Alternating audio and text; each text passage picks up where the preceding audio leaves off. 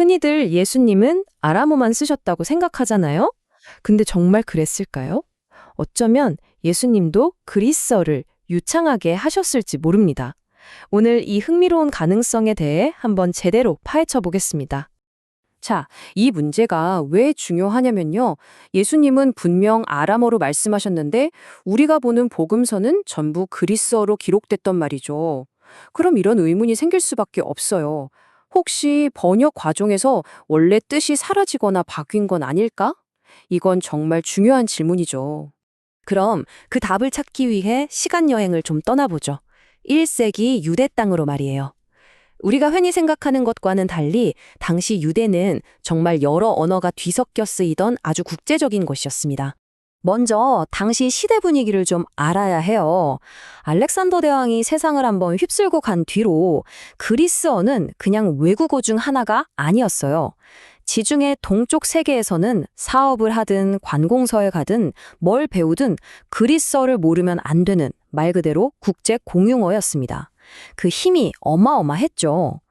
자, 이게 진짜 놀라운 부분인데요. 바로 고고학적인 증거입니다. 당시 유대 지역에서 발견된 유대인들의 비석 있잖아요. 거기에 새겨진 글의 55%에서 60%가 글쎄, 그리스어였어요. 절반이 훌쩍 넘는 거죠. 이 숫자 하나만 봐도 그리스어가 얼마나 깊숙이 들어와 있었는지 감이 오시죠? 근데 이게 다가 아니에요. 당시 유대 최고 법정 이름이 그리스어인 사네드린이었고요. 심지어 보수적인 유대 종파도 그리스어 성경을 봤습니다. 시장에서 장볼 때 쓰다 버린 도자기 조각에서도 아람어나 히브리어보다 그리스어가 더 많이 나올 정도였으니까요. 특히 예수님이 활동하신 갈릴리는 아예 이방인의 땅이라고 불렸죠. 자, 그럼 여기서 한번 생각해 볼까요? 예수님 직업이 목수였고 제자들은 어부였잖아요. 여러 동네를 다니면서 다양한 사람들을 만나고 물건을 팔아야 했을 텐데 당시 국제 공용어였던 그리스어를 전혀 못했을까요? 아니죠. 오히려 장사를 위해서라도 기본적인 회화는 하는 게 훨씬 자연스럽지 않았을까요? 좋아요. 그럼 이제 역사적 배경은 충분히 봤으니 복음서 자체에 숨겨진 언어적 지문들을 한번 찾아보도록 하죠. 복음서를 읽다 보면 좀 이상한 점 못 느끼셨어요? 예수님이 로마 총독 빌라도랑 직접 대화하고 그리스어를 쓰는 이방 여인이랑 막힘없이 이야기하시잖아요. 근데 어디를 봐도 통역사가 있었다는 말이 없어요.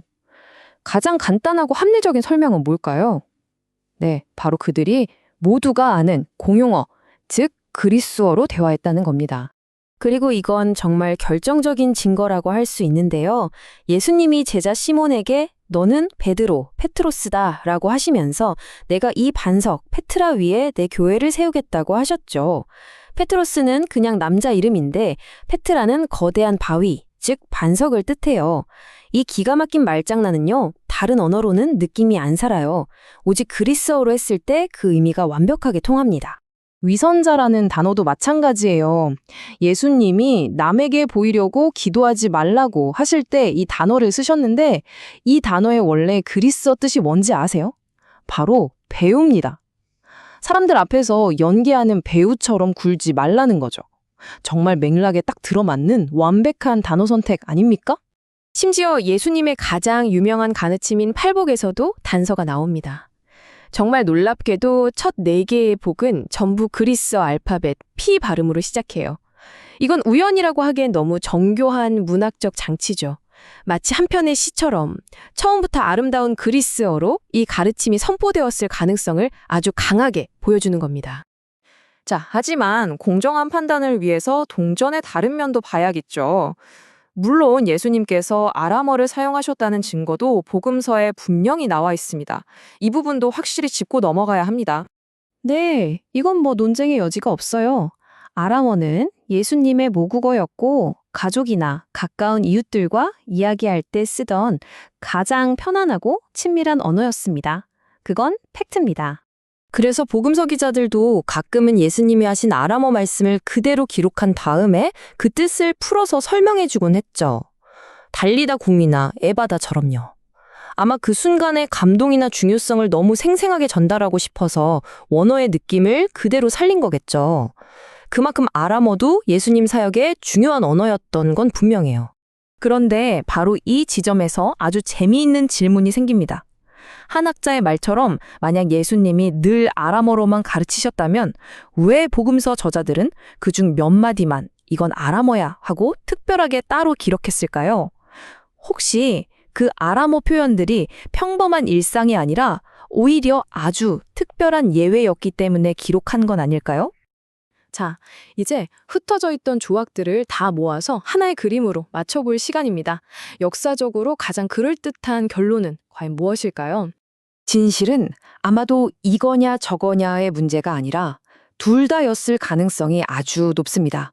마치 요즘 이중 언어 사용자들이 상대방이나 상황에 맞춰서 언어를 자연스럽게 바꾸는 것처럼 말이죠.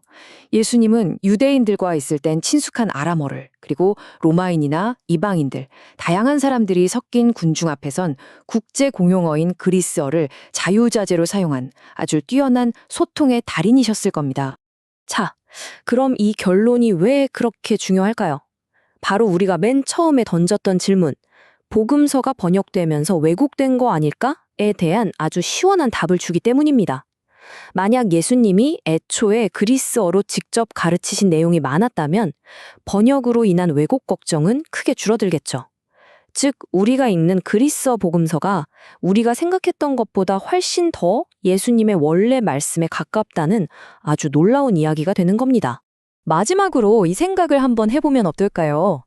그동안 우리가 이건 너무 그리스 철학 같아 후대에 덧붙여진 말일 거야 라고 의심했던 복음서의 어떤 구절들이 사실은 번역된 말이 아니라 예수님의 목소리 그대로 그분이 직접 하신 그리스어 말씀이었을 수도 있다는 것.